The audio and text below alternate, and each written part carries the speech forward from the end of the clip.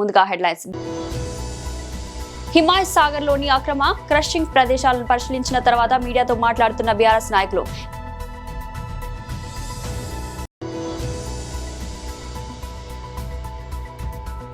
BJP రాష్ట్ర మహిళా Morcha doctor Shilpa Reddy గారు మీడియాతో మాట్లాడుతున్నారు.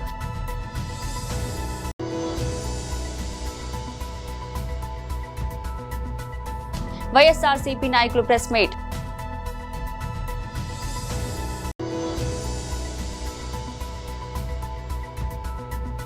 సీఎం సలహాదారు పదవికి వేం నరేందర్ రెడ్డి రాజీనామా. హిమాయత్ సాగర్ లో అక్రమ క్రషింగ్ ప్రదేశాలను పరిశీలించిన తర్వాత మీడియాతో మాట్లాడుతున్న బీఆర్ఎస్ నాయకులు. సీనియర్ నాయకులు, శాసనసభ్యులు గౌరవనీయులు హరీష్ రావు గారి యొక్క ఆదేశాల మేరకు ఈరోజు పెద్దలు ఆర్ఎస్ ప్రవీణ్ కుమార్ గారి యొక్క నేతృత్వంలో రాజేంద్రనగర్ ఇన్ఛార్జ్ అయినటువంటి సోదరుడు కార్తీక్ రెడ్డి గారు, తర్వాత అధికార ప్రతినిధి అయినటువంటి కృషాంక్ గారు, అభిషేక్ గారు, ఇంకా చాలా మంది బీఆర్ఎస్ పార్టీ కార్యకర్తలందరూ కూడా ఎర్రోళ్ల శ్రీనివాస్ గారు, అభిలాష్ రావు గారు, తర్వాత కిషోర్ గౌడ్ గారు, ఇంకా చాలా మంది బీఆర్ఎస్ పార్టీకి సంబంధించినటువంటి కార్యకర్తలు, నాయకులు ఈరోజు నిజ నిర్ధారణ కమిటీ అనేటువంటి ఒక ఆదేశాల పేరు మీద ఈరోజు కోత్వాల్ గూడ సర్వే నెంబర్ 66, 67, 68, 69 ప్రాంతంలో ఉన్నటువంటి ఈ యొక్క క్రషర్ దగ్గరికి ఇచ్చి ఇక్కడికి పరిశీలన కోసం ఇక్కడికి రావడం జరిగింది. ఇదంతా చూస్తూ ఉంటే కేజీఎఫ్ అని ఒక సినిమా వచ్చింది ఈ మధ్యకాలంలో. ఎక్కడ పడితే అక్కడ దొంగలు విచ్చలవిడిగా ప్రభుత్వ అనుమతులు లేకుండా దోపిడికి పాల్పడుతూ భూమాతను చెరబట్టి ఏ రకంగానైతే అక్రమ మైనింగ్ కు కేజీఎఫ్ లో జరుపుతుంటే సినిమాల్లో చూసినాం. మళ్ళా కోత్వాల్ గూడలో ఇవాళ మరో కేజీఎఫ్ ను తలపించేటువంటి ఒక రీతిలో ఆ గుట్టలు చూసినట్టయితే ఆ గుట్టలను ఎట్లా బద్దలు కొట్టినరు, గద్దలు లెక్క ఇవాళ బద్దలు కొట్టినటువంటి ఒక గుట్టల నుండి గుట్టల సొమ్ములు ఎట్లా దోచుకపోతున్నారు అని చెప్పని ఇవాళ స్పష్టంగా కనబడతా ఉంది. వాస్తవానికి స్టోన్ క్రషర్ పెట్టాలన్నా, ఆర్ఎంసీ ప్లాంట్ పెట్టాలన్నా అనేక నియమ నిబంధనలు ఈ రాష్ట్రంలో మైనింగ్ డిపార్ట్మెంట్ వాళ్ళు పొందుపరిచినారు. అవేమీ సంబంధం లేనన్నట్టుగా దొంగలు కలిసి దేశాలు పంచుకున్నట్టుగా ఇవాళ ఈ రాష్ట్రంలో ఉన్నటువంటి ఒక మంత్రివర్గంలో ఉన్నటువంటి ఒక పొంగులేటి శ్రీనివాసరెడ్డి గారు, ఇంకా కొంతమంది అందరూ కలిసి ఈరోజు అక్రమంగా ఈ యొక్క క్రషర్ ను పక్కనే మళ్ళా ఆర్ఎంసీ ప్లాంట్స్ ను నడుపుతున్నారు అని చెప్పని స్థానికులంతా కూడా ఇవాళ కోడై కూస్తున్నటువంటి ఒక పరిస్థితి. కానీ ఇంతవరకు కూడా అధికారులు గాని ప్రభుత్వం గాని ఎవరు కూడా వచ్చి ఈ అక్రమ క్రషర్ ఎట్లా నడుపుతారు, దీనికి ఏం పర్మిషన్స్ ఉన్నాయని చెప్పని కూడా కనీసం ఇంతవరకు ఎవరు ఇన్స్పెక్షన్ చేసినటువంటి దాఖలాలు కనబడతలేవు. ఇది ప్రజల సొమ్ము, ప్రకృతి సొమ్ము, ప్రజల సొమ్ము. ఈ ప్రకృతిని రకంగా విధ్వంసం చేస్తూ నియమ నిబంధనలకు, అది కూడా 111 జీవోలో ఉన్నటువంటి ఒక ప్రాంతం ఇది. 111 జీవోలో ఏ రకమైన ఒక మైనింగ్ జరగకూడదు. ఒకవేళ మామూలు భూముల్లోనైనా మైనింగ్ జరిగినట్టయితే తప్పనిసరిగా దానికి దాదాపు 10-11 రకాలైనటువంటి ఒక అనుమతులు తీసుకోవాలని చెప్పని మనకు రూల్స్ చెప్తా ఉన్నాయి. చెప్పని ప్లాంట్ పెట్టక ముందే పీసీబీ నుండి అనుమతి పొందాలా అనేటువంటిది మొట్టమొదటి నియమ నిబంధన. బీజేపీ రాష్ట్ర మహిళా మోర్చా డాక్టర్ శిల్పారెడ్డి గారు మీడియాతో మాట్లాడుతున్నారు. జై శ్రీరామ్. అందరికీ, మీడియా సోదరులకు అందరికీ నమస్కారం. ఈనాటి ప్రెస్ మీట్ యొక్క ముఖ్య ఉద్దేశం, ప్రతి ఏటా అంతర్జాతీయ మహిళా దినోత్సవాన్ని దేశవ్యాప్తంగా మార్చి 8వ తారీఖున నిర్వహించడం జరుగుతుంది. సో దాంట్లో భాగంగా తెలంగాణ మహిళా మోర్చా ఆధ్వర్యంలో రేపు శుక్రవారం రోజు మార్చి 6న హోటల్ కత్రియా సోమాజిగూడలో ఉదయం 10 గంటల నుంచి 2 గంటల వరకు నిర్వహిస్తున్నాము. సో దీనికి ముఖ్య అతిథులుగా member of parliament New Delhi Bansuri Swaraj గారు, అలాగే విశిష్ట అతిథులుగా మా రాష్ట్ర అధ్యక్షులు గౌరవనీయులు పెద్దలు రామచంద్రరావు గారు, మరి యొక్క ముఖ్య విశిష్ట అతిథిగా డికే అరుణ గారు, member of parliament Mahbubnagar రాబోతున్నారు. సో ప్రతి ఏటా ఎలాగైతే మేము చాలా గొప్పగా ఈ యొక్క కార్యక్రమాన్ని నిర్వహిస్తాము, ఈ సంవత్సరం కూడా తెలంగాణ మహిళా మోర్చా ఆధ్వర్యంలో చేయనున్నాము. సో ఈసారి ఒక ప్రత్యేకత ఉంది. ఏదైతే వికసిత భారత్ 2047 అనే ఒక నినాదంతో నరేంద్ర మోదీ గారు ముందుకెళ్తున్నారు, దాన్నే మేము కూడా తెలంగాణలో harnessing women for Viksit Bharat 2047 అనే ఒక ఎజెండాతోని ముందుకెళ్ళబోతున్నాము. ఎలాగైతే మహిళా పాత్ర ఉండబోతుంది, రానున్న రోజుల వికసిత్ భారత్ వైపు మహిళా ప్రయాణం ఎలా సాగబోతుంది, ఎలా చేస్తే మేము వికసిత్ భారత్ వైపు మహిళల ప్రయాణం ఉండబోతుంది అనేది ఒక ఎజెండాగా తీసుకొని ఈ సంవత్సరం మహిళా మోర్చాని నిర్వహించుకుంటున్నాము. ఎలాగైతే నరేంద్ర మోదీ గారు మహిళల్ని ముందు పెట్టి ఏదైతే నారీ శక్తి వందన్ అధినియం కింద ఒక చట్టాన్ని తీసుకొచ్చి మహిళలకు 33% రిజర్వేషన్ ఎలాగైతే పాలిటిక్స్లో కల్పించారో, అలాగే వివిధమైన స్కీమ్స్ మహిళలకే ప్రత్యేకంగా స్కీమ్సే కానీ ఏవైతే ఇచ్చి ప్రోత్సహిస్తున్నారో, వారు ఏదైతే తలపెట్టారో ఉమెన్ లెడ్ డెవలప్మెంట్ అని ఏదైతే తలపెట్టారో దాన్ని ముందుకు తీసుకునే విధంగా మా ఈ కార్యాచరణ ఉండబోతుంది. అలాగే ఒకవైపు నరేంద్ర మోదీ గారు వికసిత భారత్ వైపు మహిళల పాత్ర ఉండాలని ముందుకు తీసుకెళ్తుంటే, మరోవైపు తెలంగాణ సీఎం రేవంత్ రెడ్డి గారు మహిళల పట్ల రాక్షస పాలన ఇక్కడ చూపించడం జరుగుతుంది. ఏదైతే ఇప్పటి వరకు 2.5 సంవత్సరాలు దాటినప్పటికీ అయినా కూడా వారి ఏదైతే మహిళలకు ఇస్తాన్న వాగ్దానాలు కూడా ఇంతవరకు వారిని నెరవేర్చింది లేదు. సో అవి అన్ని నెరవేర్చే విధంగా కూడా వారిని ప్రతిసారి అద్దుకుంటామని వారి మహిళలకు ఇచ్చిన గ్యారంటీల పైన వాళ్ళు ఖచ్చితంగా ఇంప్లిమెంట్ చేసే విధంగా వారిపై ఒత్తిడి తీసుకొచ్చే విధంగా మా కార్యాచరణ ఈ సంవత్సరం అంతా ఉండబోతుంది. అలాగే ఈ రాష్ట్రంలో మహిళలకి పిల్లలకి ఎక్కడ భద్రత లేకుండా పోయింది. చూసుకున్నట్టయితే ఈ 2.5 సంవత్సరాల్లో 2000 పైన రేప్ కేసెస్ మనకి రికార్డ్ అయ్యడం జరిగింది. సో ఏ ఒక్క చట్టాలు కూడా మహిళలకి కానీ ఏవి ఇంప్లిమెంట్ జరగట్లేదు. సో అవన్నీ కూడా ఎండగెట్టే విధంగా మా ఈ కార్యాచరణ ఉండబోతుందని ఈ సందర్భంగా తెలియజేస్తూ, ఈ యొక్క కార్యక్రమానికి రేపు హోటల్ కత్రియాలో నిర్వహించే కార్యక్రమానికి ప్రతి ఒక్క మహిళా మోర్చా నాయకురాలతో పాటు భారతీయ జనతా పార్టీలో ఉన్న అందరు మహిళలు కూడా దీంట్లో పాల్గొంటారు. వైఎస్ఆర్సీపీ నాయకుల ప్రెస్ మీట్. శ్రీ చింతలపూడి వెంకటరామయ్య గారు ఇంకా తదితరుల నాయకత్వంలో పెద్ద ఎత్తున విశాఖపట్నం నుంచి బయలుదేరి నా ఇంటికొచ్చి నా కుటుంబ సభ్యుల్ని పరామర్శించి ధైర్యం సంఘీభావం చెప్పినందుకు వారికి నా హృదయపూర్వకమైన ధన్యవాదాలు తెలియచేసుకుందామనే ఉద్దేశంతో ప్రత్యేకంగా రావటం జరిగిందని ఈ సందర్భంగా నేను మనవి చేస్తున్నాను. నేను కష్టంలో ఉన్నప్పుడు అన్యాయంగా అక్రమంగా దాడి చేసి జైలుకు పంపినప్పుడు అందరూ ఎంతో ప్రేమతో వచ్చారు. మీ కుటుంబానికి జరిగింది అన్యాయమని ప్రపంచానికి చెప్పటమే కాదు, నా కుటుంబ సభ్యుల్ని కూడా ఓదార్చేటటువంటి కార్యక్రమం చేశారు. చాలా దూరం నుంచి ప్రేమతో అభిమానంతో ఏ విషయాన్ని ఆశించుకోకుండా వచ్చినటువంటి వీరందరికీ నా హృదయపూర్వకమైన ధన్యవాదాలు మరీ మరీ చెప్పాలనే ఉద్దేశంతో నేను జైలు నుంచి వచ్చిన తర్వాత ఇంటికాడ అన్నీ చూసుకున్న తర్వాత తొలిసారిగా ఇక్కడికి వచ్చి వీరికి నా ధన్యవాదాలు తెలియాలనేటువంటి ఉద్దేశంతో నేను ఇక్కడికి వచ్చానని మనవి చేస్తున్నాను. వీరు చూపించినటువంటి ప్రేమ ఎప్పటికీ మర్చిపోలేనని కూడా ఈ సందర్భంగా నేను గుర్తు చేస్తున్నాను. ముఖ్యంగా నా కులస్తులు ఆల్మోస్ట్ నా కుటుంబ సభ్యుల్లాగా భావించారు. మా అంబటి రాంబాబుకి అన్యాయం జరిగింది అని భావించారు. ఒక కులం మరొక కులం మీద దాడిగా దీన్ని భావించి ఇంత సంఘీభావం తెలిపినటువంటి వారికి మరొకసారి నా హృదయపూర్వకమైన ధన్యవాదాలు ఈ సందర్భంగా నేను తెలియపరచుకుంటూ ఉన్నాను.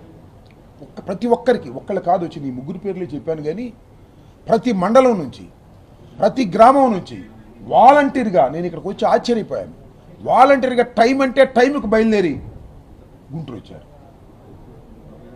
ఊరిని ఒక పిలిపిస్తే చాలు సొంత కారులు పెట్టుకొని మన కుటుంబ సభ్యుడికి ఏదో అన్యాయం జరిగింది వెళ్ళాలనేటువంటి ఉద్దేశంతో మరి పెద్ద ఎత్తున విశాఖపట్నం నుంచి వచ్చారంటే చాలా బాధలో కూడా చాలా సంతోషం అని ఈ సందర్భంగా నేను తెలియపరుస్తున్నాను. అంటే జరిగినటువంటి అంశం ఎంత బలంగా ప్రజల మధ్యకి వెళ్ళింది అనేది ఇక్కడ గుర్తుపెట్టుకోవాలి. 1983లో తెలుగుదేశం ఆవిర్భవించింది. అప్పటి నుంచి ఇప్పటి వరకు ఒకసారి పరిశీలన చేయండి మీరు. సరే, చిన్న చిన్న దాడులు జరిగాయి, గొడవలు జరిగాయి, ఘర్షణలు జరిగాయి, మనం చూస్తున్నాం చరిత్రలో. స్పాంటేనియస్గా జరుగుతూ ఉంటాయి, మనం వాటిని ఆపలేం. తెలంగాణ ముఖ్యమంత్రి రేవంత్ రెడ్డికి అత్యంత సన్నిహితుడు సీఎం సలహాదారు వేం నరేందర్ రెడ్డి రాజ్యసభ రేసులోకి రావడంతో రాష్ట్ర రాజకీయాలు వేడెక్కాయి. రాజ్యసభ అభ్యర్థిగా కాంగ్రెస్ పార్టీ ఆయన పేరును ఖరారు చేయడంతో సాంకేతిక కారణాల దృష్ట్యా ఆయన తన సభ్యత్వ సలహాదారు పదవికి రాజీనామా చేశారు.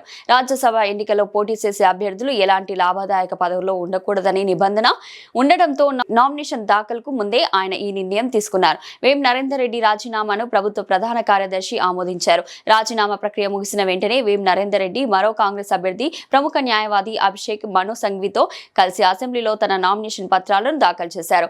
ఈ సందర్భంగా ముఖ్యమంత్రి రేవంత్ రెడ్డి, టీపీసీసీ అధ్యక్షుడు మహేష్ కుమార్ గౌడ్, రాష్ట్ర మంత్రులు ఆయన వెంట ఉన్నారు.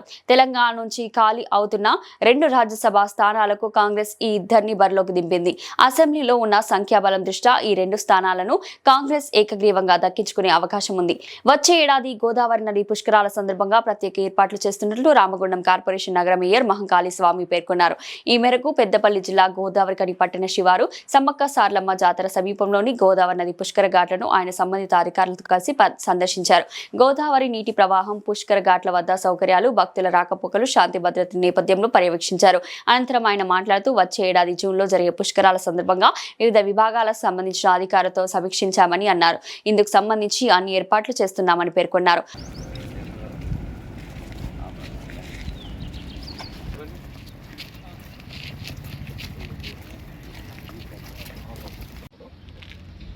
ఇది ఎట్లా మరి మీరు మెజర్మెంట్ చేయించుకుంటారా, దీన్ని ఎట్లా చేస్తారు చెప్పండి. ఈ వాటర్ ఫ్లో కూడా అటు నుంచి పోయి ఇటు వచ్చేస్తారు. ఘాటు అంటే సేమ్ అంటే అక్కడ నుంచి ఏది ఇట్లా రిటర్నింగ్ వాల్ పెడితే 2 రకాలుగా ఉపయోగం ఉంటుంది. వాటర్ లోకల్ రాకపోతే దానికి కంటిన్యూస్గా మనం ఇంటికి వెళ్ళాక ఒక పాత్రలుగా ఫ్లో వచ్చినప్పుడు వాటర్ ఉన్నప్పుడు రావు సార్. ఇప్పుడు ఇక్కడ ఒక పెద్ద నాలా ఉంది, అక్కడ నుంచి నాలా నుంచి అటు లోపలికి ఎంటర్ అవుతుంది. అది ఎఫ్సీఐ ఇంటేక్ వెళ్ళు, అవతల ఎన్టీపీ. ఆ ఎఫ్సీఐ ఇంటేక్ వెళ్ళి కాకుండా ఒక నాలా ఉంది. ఈ నాలాల మీద ఒకసారి ఏమైనా గారు కూడా ఇప్పుడు కూడా రివర్స్ రాకుండా బ్లాక్ వాటర్ రాకపోతే అసలు మనం వెంటనే తగ్గిస్తే ఏమైతే రోడ్డు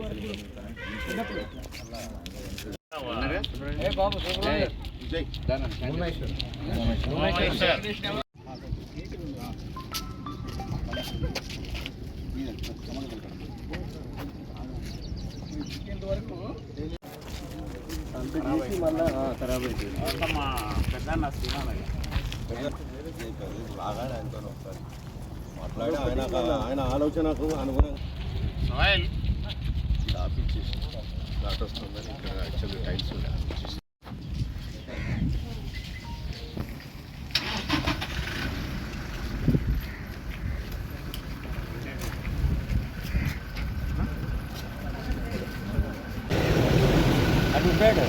పప్పేద్దాం.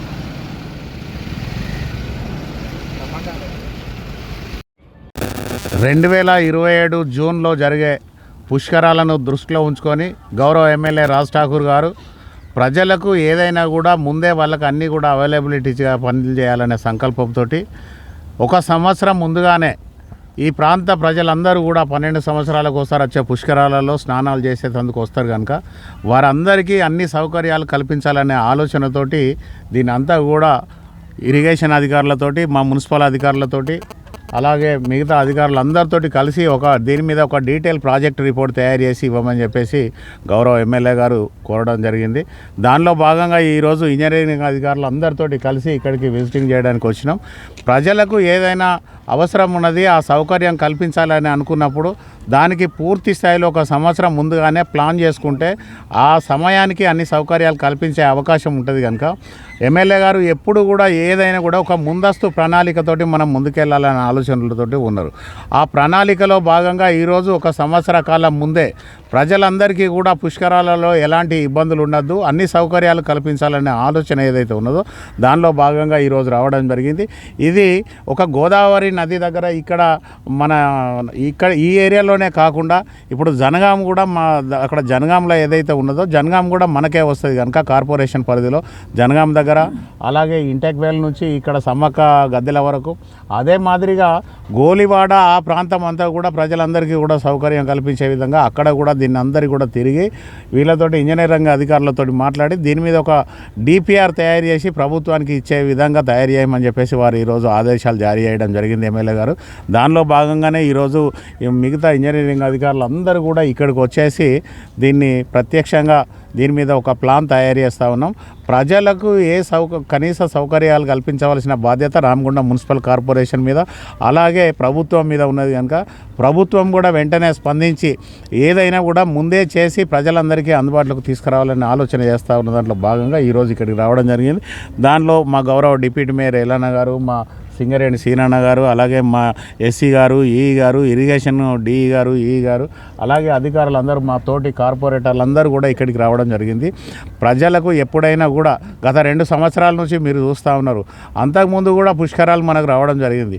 టీఆర్ఎస్ పార్టీ అధికారంలోకి వచ్చిన తర్వాత ఈ ప్రాంతాన్ని అంతా విధ్వంసం చేసి ప్రజలకు దూరం చేసిన పరిస్థితులలో ఈరోజు కాంగ్రెస్ పార్టీ అధికారంలోకి రాగానే రామగుండానికి గౌరవ ఎమ్మెల్యే రాజ్ ఠాకూర్ గారు ఎమ్మెల్యే అయిన తర్వాత 10 సంవత్సరాల టీఆర్ఎస్ పాలనలో 150 కోట్లు తీసుకొస్తే కేవలం 2 సంవత్సరాల కాలంలోనే రామగుండం కార్పొరేషన్ పరిధికి 800 కోట్ల రూపాయలు తీసుకొచ్చి ప్రజలందరికీ అన్ని విధాల సౌకర్యాలు కల్పించాలనే ఏకైక లక్ష్యంతో గౌరవ ఎమ్మెల్యే గారు ముందుకు పోతా ఉన్నారు.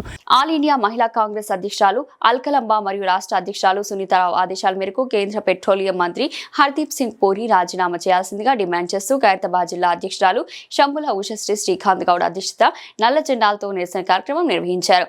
అంబర్పేట్ డాక్టర్ బాబాసాహెబ్ అంబేద్కర్ విగ్రహం వద్ద పెట్రోలియం శాఖ కేంద్ర మంత్రి హర్దీప్ సింగ్ పూరి దిష్టబొమ్మను దగ్ధం చేశారు. పీఎం మోడీ కాంప్రమైజ్ టీ-షర్ట్లను ధరించి భారీ ఎత్తున మహిళలతో నిరసన వ్యక్తం చేశారు. హర్దీప్ సింగ్ వెంటనే రాజీనామా చేయాలని వారు డిమాండ్ చేశారు.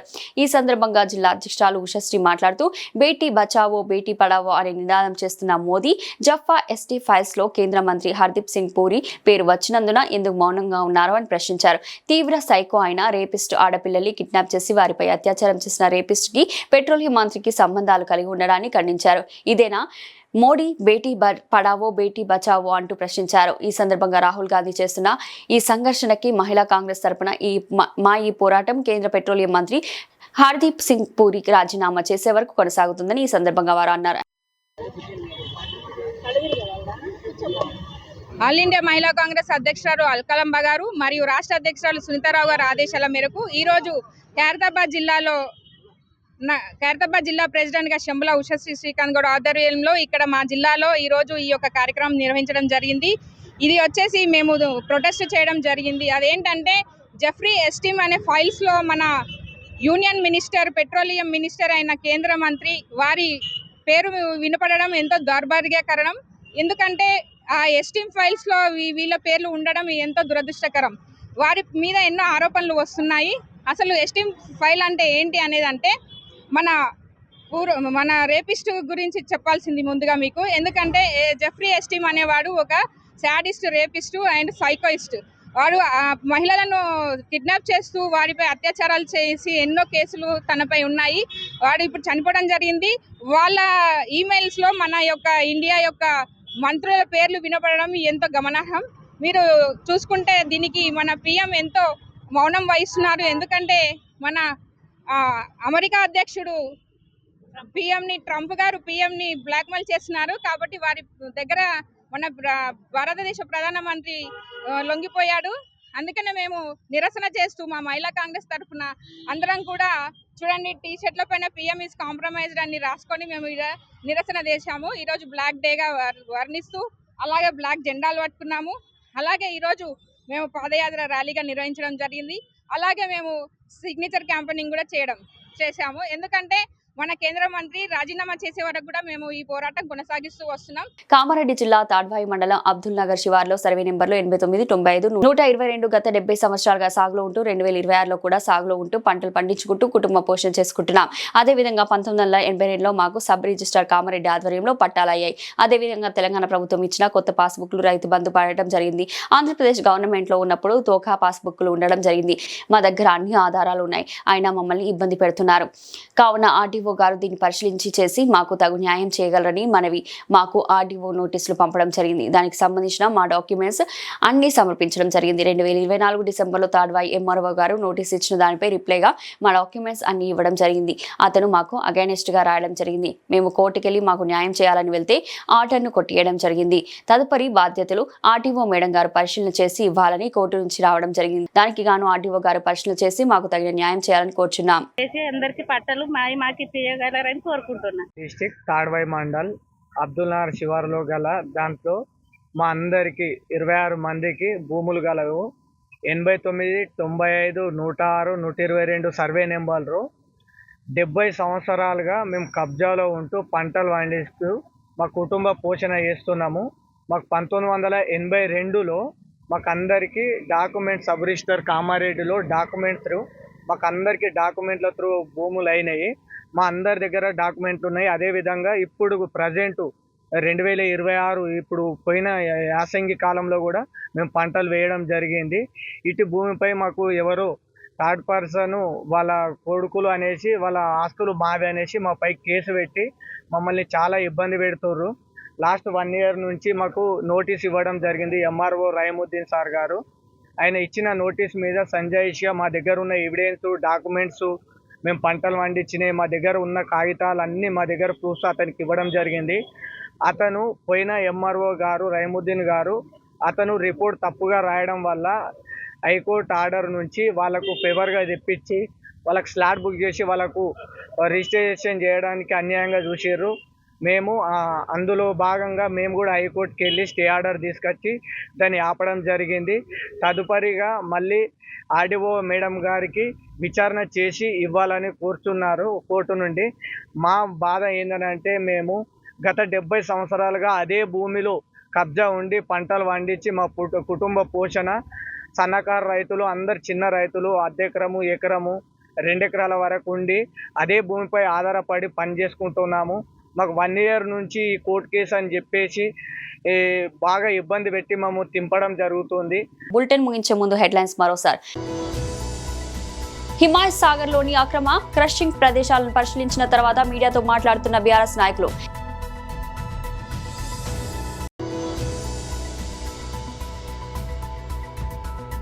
బీజేపీ రాష్ట్ర మహిళా మోర్చా డాక్టర్ శిల్పారెడ్డి గారు మీడియాతో మాట్లాడుతున్నారు.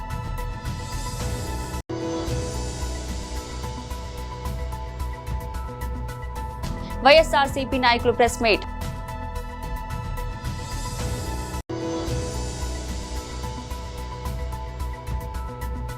సీఎం సలహాదారు పదవికి వేం నరేందర్ రెడ్డి రాజీనామా.